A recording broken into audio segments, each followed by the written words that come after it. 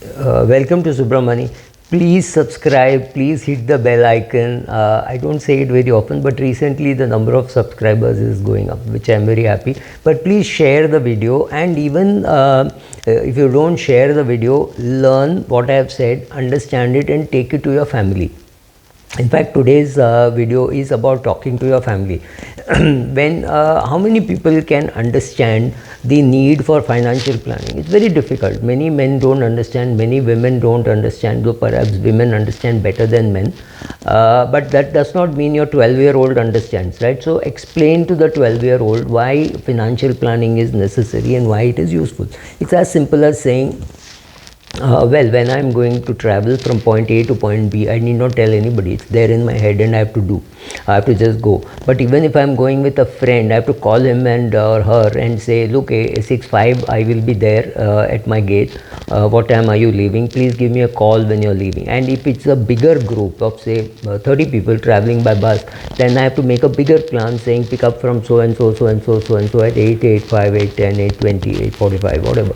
Right? I have to make a bigger plan. So similarly, in a big business, you can't imagine that people live without a budget and a plan. It's impossible, because the sales guy has to know how much will be made, the guy making has to know how much can be sold, how much has to be held in stock, the guy planning the inventory, the woman managing the finance. Everybody has to understand. You have to work in tandem. It's like an orchestra.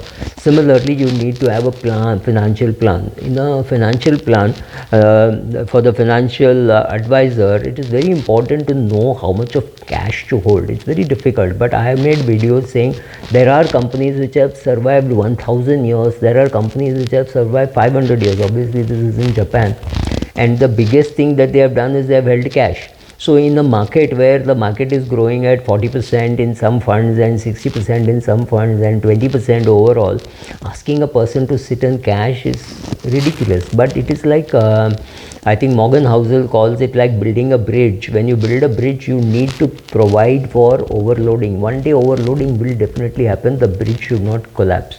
Or if you build a capacity for 20 tons, and you have to say, okay, this has a capacity of 12 tons, because some will stretch it and make it 13, 14, 15. Overloading will happen in the truck, and the number of trucks in the bridge will increase. They will all be standing there. All these things will happen. So similarly, you have to be prepared for that. So you need some element of cash. If your plan has to be executed perfectly, you need cash. If your plan has to be executed perfectly, you need insurance. You need medical insurance, you need life insurance for the breadwinner. All these things you need. These are not, obviously these are things which are holding you back, because when you pay, if I have had term insurance for the last 20 years, it has been a waste paying the premium because I did not die. But that's not the way to look at cash.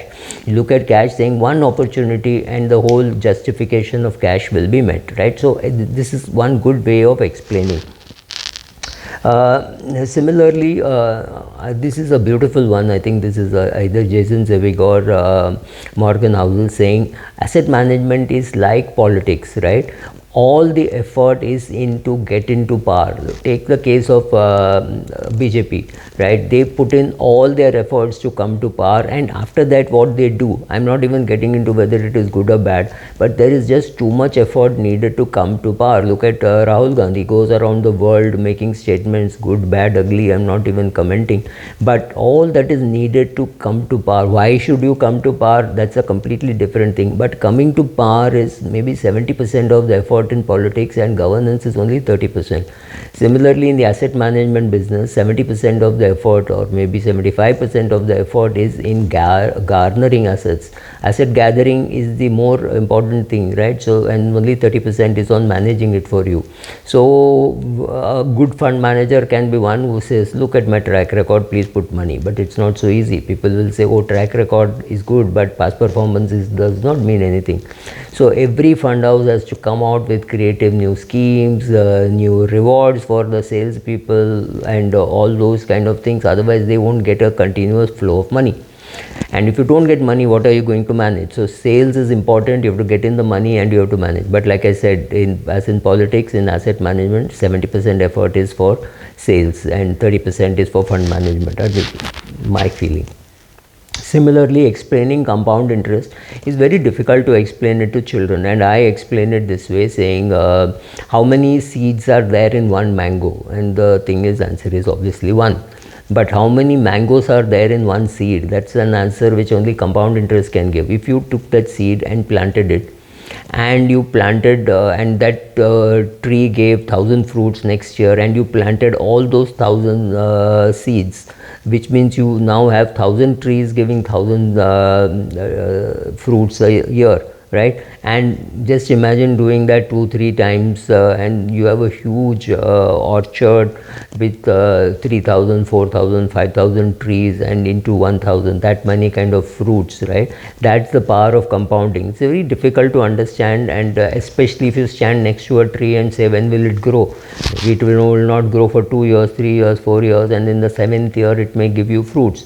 But by the time you have planted more trees, well, one tree is 7 years old, one is 6, one is 5, one is 4, one is 3, so all of this will have an impact on your total income and the size that you have. So similarly, when you start investing and you see the power of compounding, you don't see it initially. Later on you see it very fast, right? Typically like going to a gym. You go to the gym on the first day, and then you stand next to the mirror and you flex your muscles and say, has my muscles developed? No, it won't develop. If you go every day, eat right, do the exercises constantly, upgrading the weights and things like that, of course it will have a great impact, right? So compounding is like that. So explaining to people about building a bridge, or why a financial plan, why like a picnic you have to plan, right? All those things are important. So compound interest, just putting small amounts of money and making it grow over a long period of time. Or the game of chess, saying first square 1 grain, second 2, then 4, then 8, right? That's the power of compounding. By the time you reach the 15th square or 12, even to 12th square, you realize that you need the whole GDP of the country to be able to buy that much of grain. So that is the impact of compounding, and these are good examples to give to your kids, right? Again, investing is like math. You have to do it continuously. You have to keep the cost low, and you have to sit through the bad period. So if somebody comes and tells you, here is a fantastic product, it is real estate, but the final product is not listed, you will have to sell it back to me. Believe me, 80% of the fun goes away from the product because there's one person quoting the price for buying and for selling. To me, that's a no-no. So for me, being unlisted is not a situation where I am comfortable. Now this itself means many investment proposals are lost on me, simply because I am not interested in putting money in all those kind of places where there is no liquidity. So keep the investment simple, and make sure you understand. Do an SIP. If you don't want to use your brain at all, choose an index fund. Do an SIP and say, I will stick to it for 10-15 years. It does not matter when I go to a party whether I am able to say whether I am in a discovery fund, I am in an opportunity fund, I am in a deep value fund, I am in a growth fund, I am in a technology fund. No, I don't need any of that stuff. I am not willing to put in that much of effort. I'd rather play chess with my children rather than sit and wonder which fund to invest. I don't want to do it. So I'll put money in an index fund and have the equanimity to sit through bad times. Or I may put in a balance advantage fund or in a multi-asset fund because of the taxation reasons, and I will just I know myself that next 30 years I will not touch it. That's fine. That will make you money as long as the fund manager does a decent job, right? So should you do F&O? This is a question which people ask, and tomorrow I'm in a meeting where I'm going to say, no, you don't need hedge funds, you don't need any leverage position, you don't need to do anything. Unfortunately, that person comes back and says, oh, but I have to reduce the risk. Why? What is risk? Do you understand what is risk? When you have a long only portfolio and you have a 10-year view, there is no risk in your portfolio which needs to be hedged. Hedging is required only when your short-term view is different from your long-term view and you need some money in the short term. If your long-term view is you're bullish on India and your short-term view is the market may go down, maybe you need to sell some shares and sit on cash. Do you need to buy put options? I have my doubt whether you need anything more sophisticated than an index fund. Just stick around in an index fund and you will do well, right? So some of these examples, I hope you are able to carry it to your children or to your customer or to your end user, whoever it is, right? I'll come up with more ones, and these are all nothing great or original.